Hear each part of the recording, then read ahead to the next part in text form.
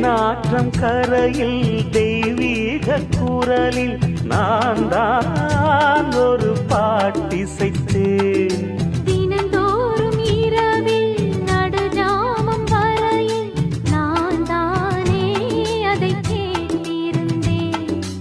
அரங்கேற்றம்தான் ஆகாமல் தான் அலைபாயும் என் ஜீவன்தான்.